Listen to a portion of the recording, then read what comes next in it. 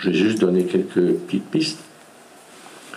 Évidemment, le moment, le temps de la Pâque.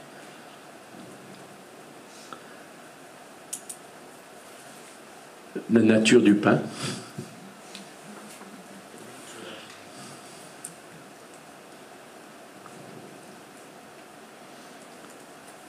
Le nombre de pains.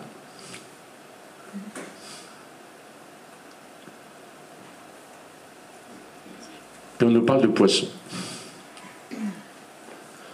Habituellement, quand on parle de ce texte, on dit toujours la multiplication des pains, et moi j'insiste toujours, la multiplication des pains et des poissons. Combien de pains, combien de poissons?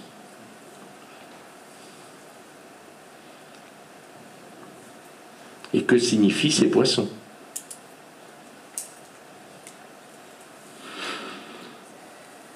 Ensuite, il y a l'acte même de Jésus.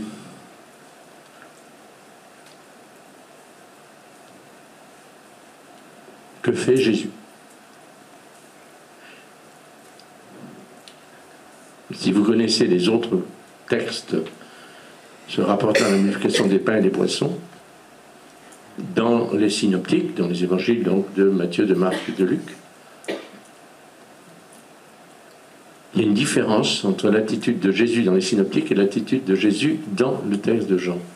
Et ce n'est pas par hasard. Donc il faut essayer de comprendre ce vers quoi Jésus nous entraîne.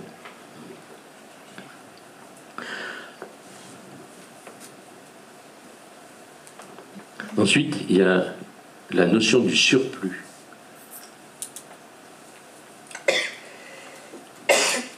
Il y a du surplus. Et on le définit d'ailleurs sous forme de 12 couffins.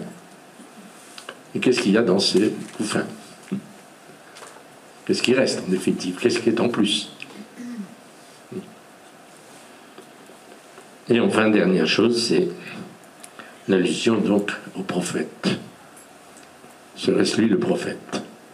De quel prophète parle-t-on? Et à quel passage donc du Premier Testament, de l'Ancien Testament, on fait référence?